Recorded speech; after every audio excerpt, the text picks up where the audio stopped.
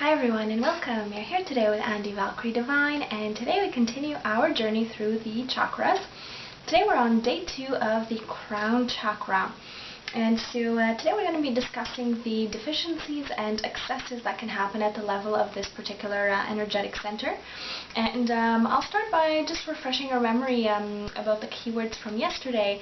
And so we were talking about this chakra as it is the highest chakras in all of them. It's the top of the column.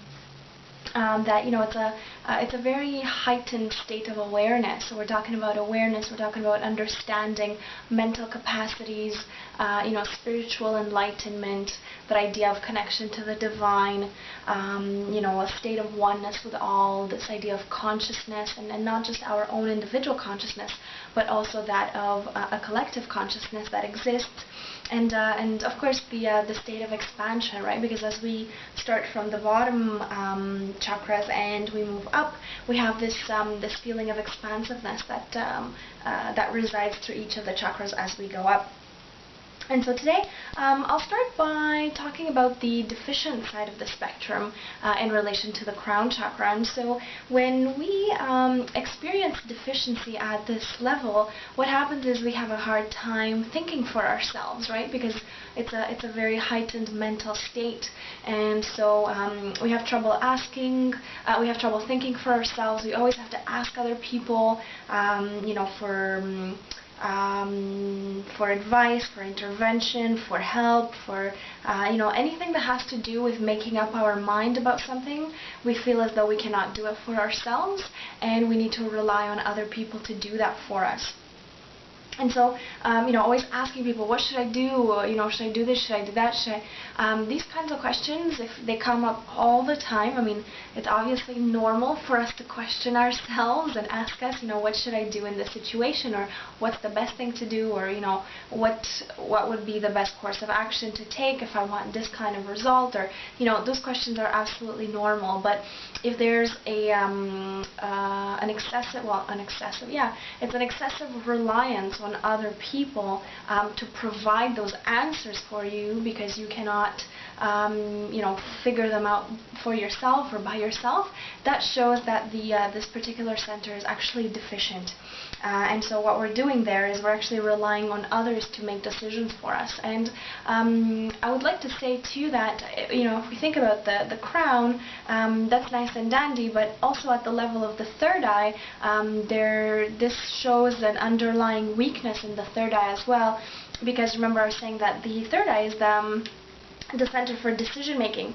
That's where we have that idea of executive function, of putting things, predicting the future, or being able to predict an outcome based on a pattern. And so making decisions is all about that. And so not being able to make decisions for ourselves or think for ourselves and constantly relying on other people to do that for us is really I would say a weakness, of course, at the level of the crown, but also underlying weakness at the level of the third eye. So that definitely needs to be looked at, so to speak.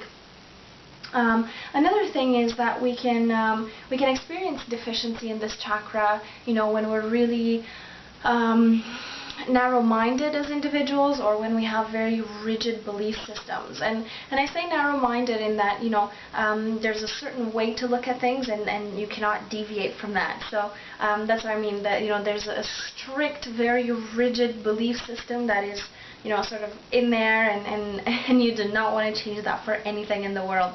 And the idea is that you're not willing to expand, right? You're not really willing to look out and experience different things, or learn different things, understand life from a different perspective than the one or the one that you have created for yourself as your own reality. So that's, what that does is that it keeps us closed in. Again, we don't have that sense of expansion that we're supposed to be feeling at the level of the crown. And, this, again, limits our expansion of consciousness, because our own consciousness, our own thoughts are literally limited and stuck and staying at the same level that we're keeping them at, without actually delving into unknown territories, exploring different points of views, which we all want to do, so that we can have a larger awareness, a larger understanding of the concept before us and the world before us, because we each see it in a different way. So, actually expanding our own selves by, sometimes exploring other people's points of views, or the way that they see the world, might influence ours, and in some ways that may be very good. If we do have very rigid belief systems, and we're really unwilling to deviate from that, and they're not serving us well. One other thing here too is again this idea of because we have such rigid structures set in place mentally for ourselves, that what that does is really maintaining a state of ignorance, right? So if in my mind my belief system is that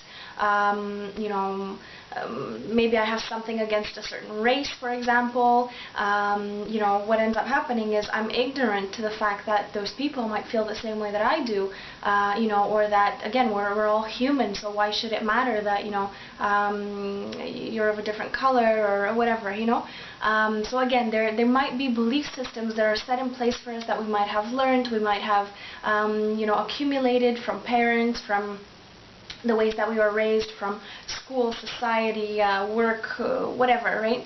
That may or may not serve us to the best of our of our knowledge. And the idea is that keeping ourselves in that ignorance is not something that that we really want to practice. The idea is to expand all the time, and like I said, to become aware, to have that expansive nature in us that that allows for complete acceptance and complete oneness with all. So if my belief system is saying that I'm separating myself from you because you're a different color than I am, then that's really not expansive, it's not accepting, it's not having any connection with, that we are all connected and we are all one, which is what this chakra is all about. So just to give you an example of how that might work out. Another thing is, again, this idea of feeling separated. So just as I was mentioning, is that, we cannot perceive the connection between all of us. And I don't mean all of us just as human beings, but, life as a whole, this whole planet is really interconnected, from the very smallest things like, microbial bacteria, all the way up to, the whole animal chain, to humans, to the atmosphere, the planet itself. Everything is interconnected, and there's a certain divinity and liveliness about it all that, through this crown chakra, that we are really, really able to actually understand and perceive and know that, no matter what we do as human beings, we have an effect over everything, over nature, over animals, over humans, absolutely every action. And I wouldn't even say action, I would say every thought, because thoughts are the way that we manifest, right? So again, we're back into the state of mental awareness, right? And it's where it starts. It's through our thoughts that we manifest into the physical world. And so, not only our actions, but starting from the very basic tenet of manifestation, which is the thought, is where we affect absolutely everything in this world. And, which is why I always tell people, like, how can you feel that you're so insignificant when there is so much power in there, and the whole idea is that by the time you get to the crown chakra, you can really feel that empowerment inside of you as a human being that has divine potential. And it's that divine potential that can help you manifest and, live your life in a purposeful manner, which, of course, when the chakra is deficient, it's harder to manifest that kind of a thing. So, the idea is that you want to try to not perceive yourself as separated from the whole, because it's not, it's an illusion, right? Another thing is that sometimes when we don't understand things, we might have a tendency to fall into actually rejecting that completely. So if if somebody tells me something that I've never heard before, and I have absolutely no previously laid foundation in my mind of what they're talking about, I might be tempted to just say, whoa, like, that's bogus, what are you talking about, and that's, again, because we're scared to let go of the rigid belief system that we set up for ourselves. And so the idea is that, again, we want to be open, we want to be, to raise our awareness and to allow other people's understanding and point of view and perceptions of life from their perspective, and just all the information that we receive to come through. And of course you can then make the decision of, does this work or does this not work with me? Do I accept that or do I not accept that? Or is this for my better good or not? So making those kinds of calls, mental calls, so to speak, in order to do that. But a person who has a deficient chakra, crown chakra, they won't even take the time to question that. They'll just say, no, absolutely not. I don't believe in that. I don't agree with that. I don't want to hear that, and that's it. They don't give that chance to really sit with the information and see, hey, how does this feel? That kind of sounds interesting, let me think about it. Or, there's no such openness to that information. It's just, I've never heard about this before, I don't understand it, therefore it's not right, and that's it. So again, it's just a limited way of looking at things and of seeing things. So that's one thing there that, again, manifests itself as a deficiency. Now, if we look at the excessive side of things, this is where we have people that are always in their head, so they have their head in the cloud, they're kind of like airy and, always just in their mind constantly, not very grounded individuals, of course, because the onus is so much on the top that they don't really focus on the bottom. And so typically what ends up happening is, they'll have deficiencies at the lower level of the chakras, and they're trying to overcompensate for those deficiencies by actually feeling the excesses of the higher chakras. So that's also a possibility. There are people that, again, since we're in the mental state of awareness, information and all these things, sometimes what happens is you might find people that express an excessive crown chakra through feeling like they're know-it-all, kind of person, and everything they say has to be right, and even when you say something they have to interrupt you and tell you their point of view and that they are absolutely right and you have to listen to them. And they always want to be right, and they're kind of like those intellectually superior kind of people that absolutely just want to sort of pour their knowledge down your throat, for lack of a better word. So that's another way that this can manifest itself. Sometimes it can be seen as, a person that's very like spaced out, very disconnected from reality. And by reality I mean, the now, the physical world as it is here. And they're always just kind of out there, and everything's just like ooh, and they're not really here, and so they're very dissociated from the physical world. And again, that goes hand in hand with the fact that, like I said, sometimes in order to try to balance out the lower chakras, but not actually focusing on them, is to actually overcompensate by having a huge focus on the higher chakras. Other things that might manifest themselves here in the crown as an excess is when we have people that are very religiously involved,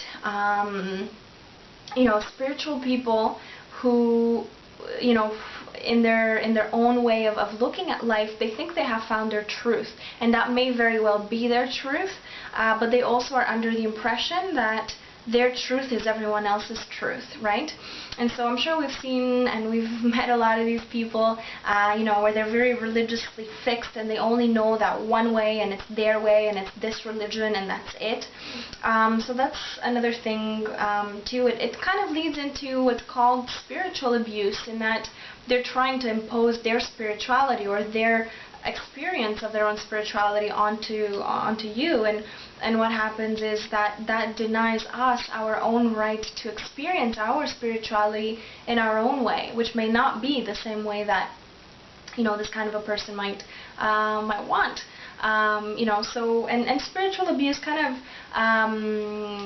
can work both ways. It can provoke an excess or a deficiency in us sometimes, because we might feel so frustrated with the fact that other people are constantly trying to bring their religious truth onto us, that we might completely become spiritually alienated altogether, and we just don't want to think of anything, you know. So we're just gonna push it all away and you know, say this is all bogus, right, again, and just having that kind of like rigid belief system where you know, we don't really want to engage, or we just want to disconnect from it completely. So there can be repercussions there for sure at this particular level.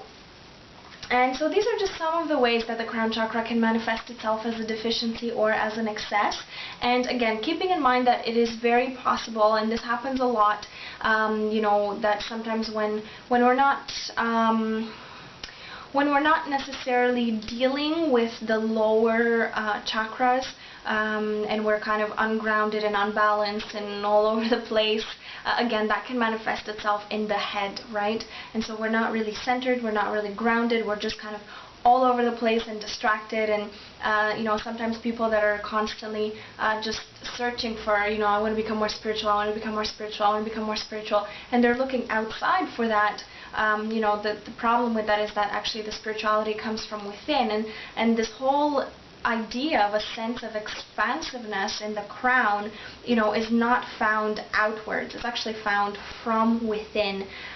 So again, that might be another way that this can manifest. So I know, guys, this is a little bit harder. The higher chakras, the higher you go, it gets a little bit more complex, a little bit harder to really grasp, but as you go through it and as you think about it some more, like I said, it just kind of falls into place. So tomorrow we'll be discussing a little bit about what can you do in these kinds of situations, and what are some of the tools that you can use in order to balance your crown. And so stay tuned for tomorrow, guys. I'm really excited. I got some good crystals for tomorrow too. So I'll be seeing you tomorrow with the last lesson for the chakra series. So stay tuned. I'll be seeing you tomorrow. Blessings. Mwah.